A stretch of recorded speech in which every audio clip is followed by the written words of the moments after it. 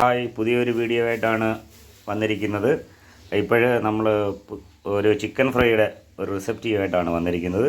ഇതിനാവശ്യമായിട്ടുള്ള സാധനങ്ങളാണ് പച്ചമുളക്. ഇതിപ്പോഴൊരു 3/4 kilo chicken ഉണ്ട്. അതിനകത്ത് ആവശ്യമായിട്ടുള്ളൊരു 10 പച്ചമുളക്, ഒരു ചെറിയ സവാള, ഒരു കഷ്ണം ഇഞ്ചി, ഒരു 10 അല്ലി വെളുത്തുള്ളി, പിന്നെ കുറച്ച് കുരുമുളക് പൊടി.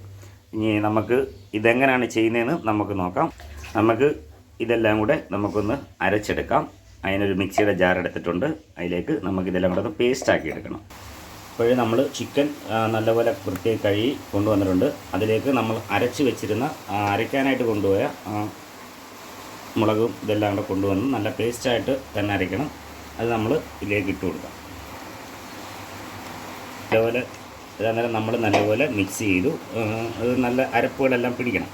ഇത് പച്ചമുളക് ആയതുകൊണ്ടാണ്, പച്ചമുളകിൻ്റെ എണ്ണം കൂടുന്തോറും നമ്മൾ ഇതിന് ടേസ്റ്റ് കൂടും. ഇത് ഞങ്ങൾ ഒരു പ്രാവശ്യം ചെയ്ത് നോക്കി, നല്ല ടേസ്റ്റായിരുന്നു. അതുകൊണ്ടാണ് വീണ്ടും ഇതിനെ ഒരു വീഡിയോയിലേക്ക് ഇടാമെന്ന് വിചാരിച്ചു.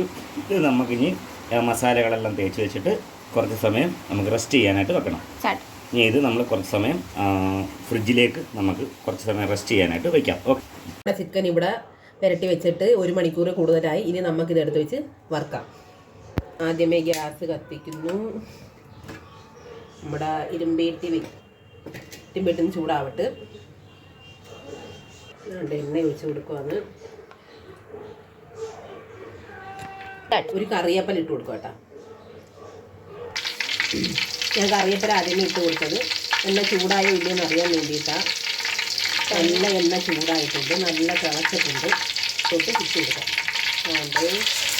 ആദ്യത്തെ കാല്, രണ്ടാമത്തെ കാല്, മൂന്നാമത്തെ കാല്, നാലാമത്തെ കാല്. അടപ്പ് വെച്ച് അടച്ചു വെച്ചെന്ന് പറഞ്ഞാൽ നമ്മളെ ഇഡലി കുട്ടത്തിൻ്റെ അടപ്പ് വെച്ചാൽ ഞാൻ അടച്ചു വെച്ചത്. നമുക്കിതൊന്ന് ഒരു വശം ചേരുന്നതോ നോക്കാം. ഒരു ദിവസം നല്ല അടിപൊളിയായിട്ട് വെന്തിട്ടുണ്ട്. ആണ്ട് നമുക്ക് തിരിച്ചിടാം. എന്തോന്ന് നോക്കട്ടെ. ഒരു വശം ഇല്ല, ചെറുതായിട്ട് വെന്തതേ ഉള്ളൂ. നമുക്ക് കുറച്ച് നേരം ഇന്ന് തിരിച്ച് മറച്ച് വിട്ട് കഴിക്കാം. നമ്മൾ മൊത്തം തിരിച്ചിട്ടിട്ടുണ്ട്. ആണ്ട് ഇപ്പം ഇങ്ങനെ ഇരിക്കുക. നമുക്ക് വീണ്ടും എടുത്ത് അടച്ച് വയ്ക്കാം.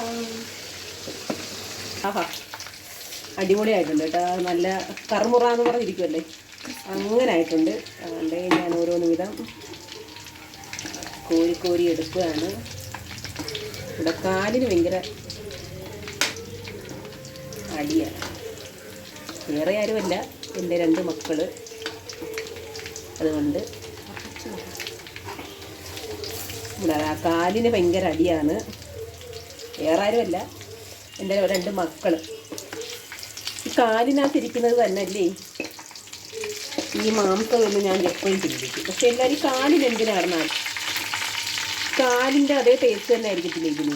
വേണ്ടിയിട്ട് എൻ്റെ ചേട്ടനെ കൊടുക്കാം. ഇവിടുത്തെ എന്ത് ആഹാരം ഉണ്ടാക്കിയാലും ടേസ്റ്റ് ചെയ്ത് നോക്കുന്നത് ഇദ്ദേഹമാണ്. എങ്ങനെയുണ്ട്? കൊള്ളാവോ? സൂപ്പറാണ്, അടിപൊളിയാണ്. എൻ്റെ പുതിയ പ്രിപ്പറേഷൻ